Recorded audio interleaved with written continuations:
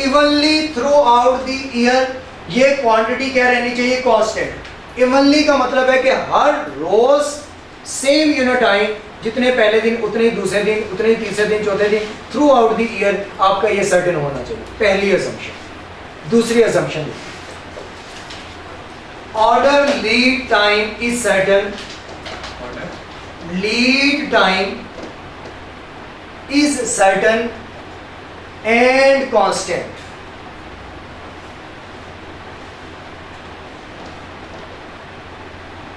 ये order lead time का मतलब ये होता है कि ऑर्डर प्लेस करने से ऑर्डर आने तक के दरमियान जितना टाइम होता है, इसे कहते हैं ऑर्डर प्लेस, उसे सॉरी लीड टाइम कहते हैं। लीड टाइम का मतलब ये है कि ऑर्डर प्लेस करने से ऑर्डर पहुंचने तक के दरमियान जो टाइम लगता है वो लीड टाइम है।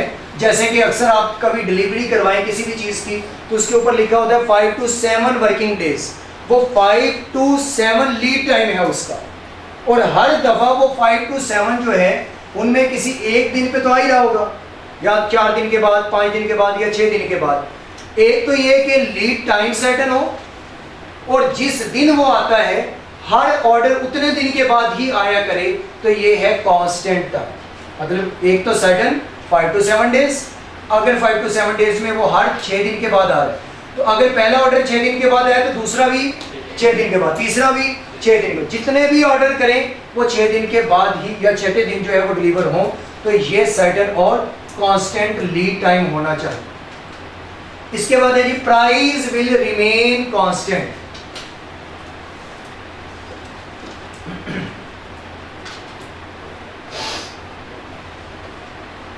Price will remain constant. अब ये प्राइस कौन सी होंगी,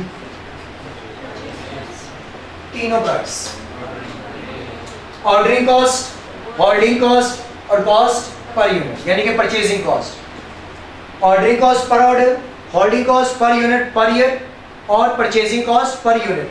ये तीनों अगर सेम है और इसके साथ लीड टाइम भी सर्टेन और सेम है, और इसके साथ आपको जो है वो डिमांड, एनुअल डिमांड, वो भी सर्टेन और कांस्टेंट है, तो फिर जितने भी ऑप्शन दिए होंगे उन सब ऑप्शन में से EOQ इकोनॉमिकल ऑप्शन होगा। बात समझ आई? चलो, अब इसके बाद आप लोगों ने एक होमवर्क करके आना है। क्वेश्चन होगा आपका स्प्रिंग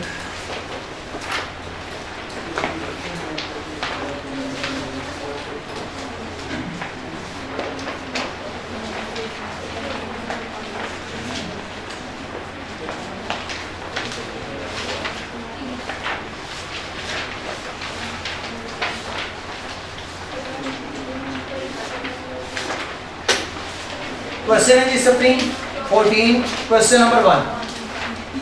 स्प्रिंग 14 क्वेश्चन नंबर 1।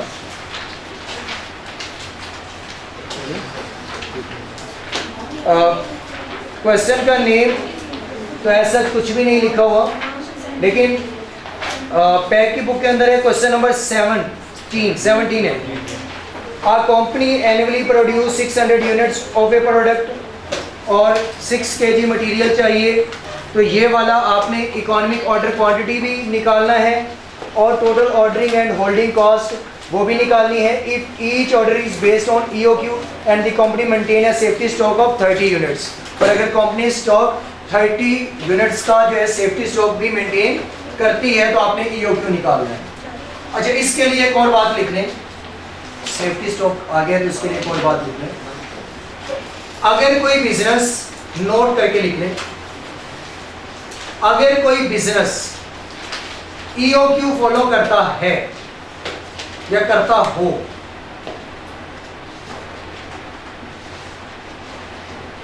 अगर कोई बिजनेस EOQ को फॉलो करता हो या EOQ बना ले, मतलब बनाया है तो फिर शायद फॉलो भी करता हो, तो उसकी total ordering cost for the year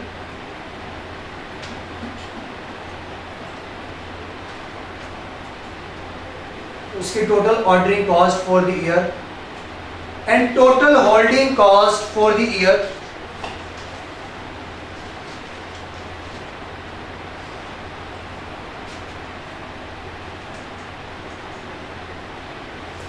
equal हो। अगर कोई EOQ को फॉलो करेगा तो total holding cost, total ordering cost for the year, मतलब ऑर्डरिंग कॉस्ट भी पूरे साल की और होल्डिंग कॉस्ट भी पूरे साल की, ये दोनों आपस में इक्वल होगी अगर EOQ फॉलो कर रहा होगा तो।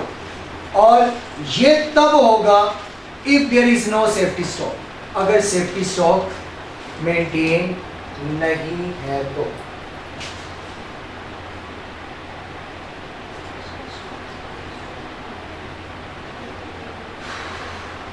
ये जो मैंने बात लिखी है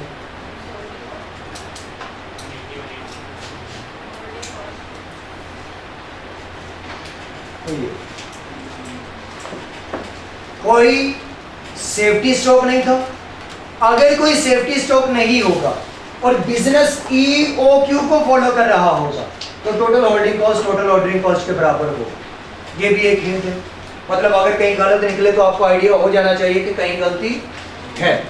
अगर बिजनेस EOQ को फॉलो करेगा तो हमेशा ऑर्डरिंग कॉस्ट होल्डिंग कॉस्ट के फॉर द ईयर, क्योंकि टोटल निकालिए ना, तो वो हमेशा क्या रहेगी, सेम रहेगी।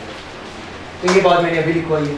अगर इसकी डायग्राम बनानी है तो बना लें, वैसे ज़रूरत नहीं है। टोटल ऑर्डरिंग कॉस्ट और टोटल होल्डिंग कॉस्ट, यहाँ पर होगा TOH होल्डिंग कॉस्ट और ऑर्डरिंग कॉस्ट, और यहाँ वो यूनिट्स EOQ। ये है डायग्राम, मतलब ये EOQ फॉलो करेगा तो यहाँ पर ये दोनों बराबर होंगे। बाकी वो बात हमने पहले ही ऑलरेडी प्रूव कर ली है, तो ये नोट लिखवा दिया मैंने।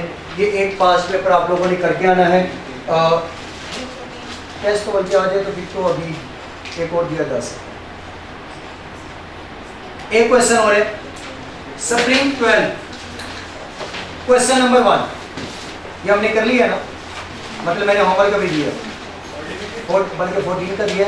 स्प्रिंग 12 क्वेश्चन नंबर 1,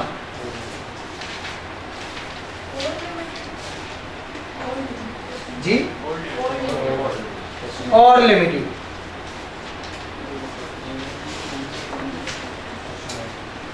इसमें पॉइंट नंबर 5, इसमें point number 5, OL rates of return on investment in inventory is 15%।